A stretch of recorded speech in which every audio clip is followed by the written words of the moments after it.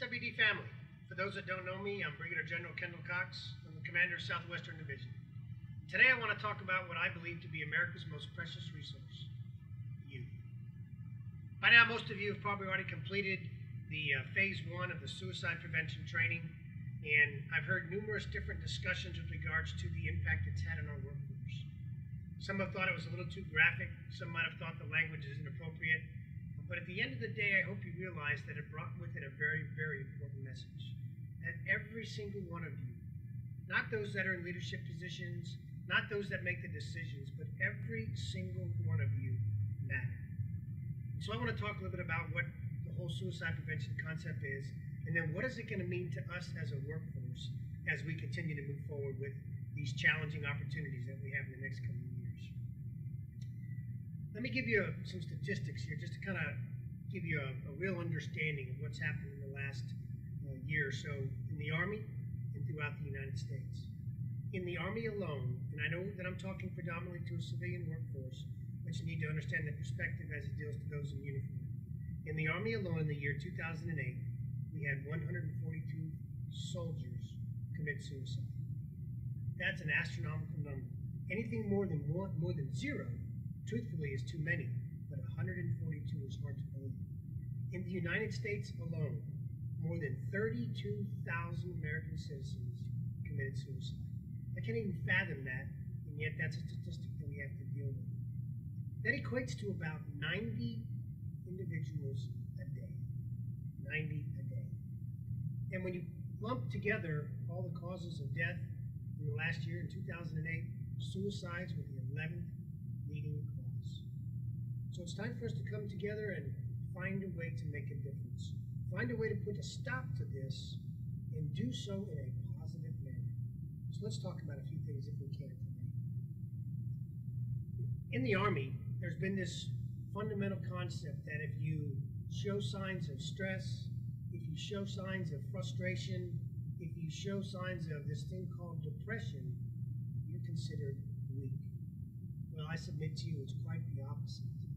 In fact, it's your effort, your attempt to trying to deal with something that's much bigger than yourself. And that's where each one of us have to play an important part in our fellow employees' life, which then, of course, has a subsequent implication and ramification on the civilian and soldiers' family, as well as fellow employees. So let's talk through a few things here. First of all, what are some of the signs that we're looking for? What are some of the things that might help you recognize what might be potential symptoms associated with somebody that may be contemplating, hopefully not, but maybe contemplating in the end committing suicide? Well, for instance, there might be some significant changes in their lifestyle. Individual goes through loss of a loved one. Individual potentially has a loss of a member, to include a divorce or a breakup with a longtime girlfriend or boyfriend. One of their best friends may have passed away.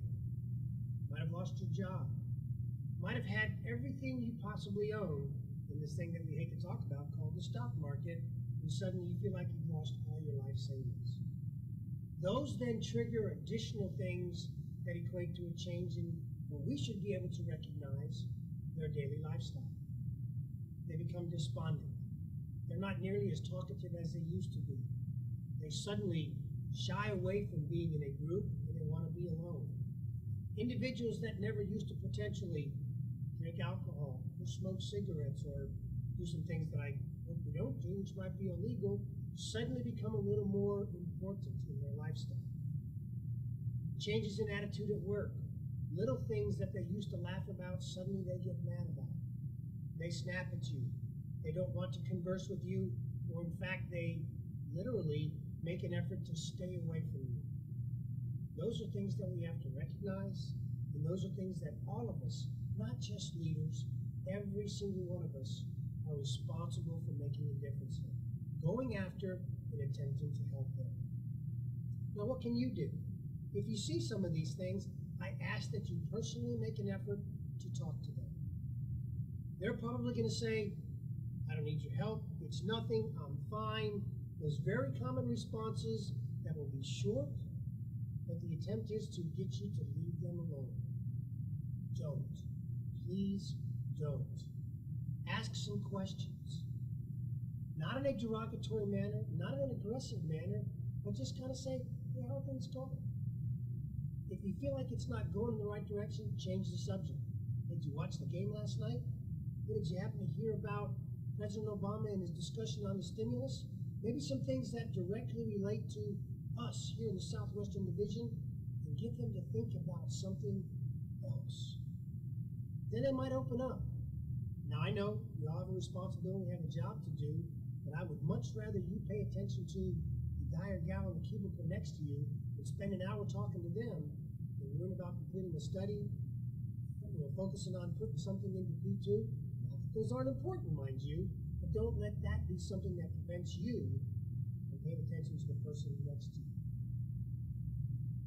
If you notice some differences in the lifestyle at home and you happen to live near one of your fellow workforce members, go see them. I don't mean invade their privacy, but go talk to them. Discuss how things are going. Again, maybe they'll get at the root cause of what's going on. Then it becomes our responsibility to help them get help. Part of that's giving them some information with regards to referral. Who can they go see? Whether it's their pastor, a chaplain, somebody that might even of itself be involved in actual psychiatric help. And I'm not saying people are crazy. I'm simply saying this is something they need to be able to talk about, and there are people that can help them in the end. For those of you out there that are potentially going through one of these trying times, work is stressful. And trust me, I know it is. We're putting in long hours, and we are doing amazing things here in the Southwestern Division region, and it's because of the tremendous workforce that we have that we can get these things done. But it's stressful. If you find yourself getting a little anxious, if you find yourself getting a little frustrated a lot quicker than you used to, I encourage you to ask for help. Don't be ashamed. Don't be embarrassed. Don't let it feel like you are weak or potentially not able to deal with whatever the situation may be.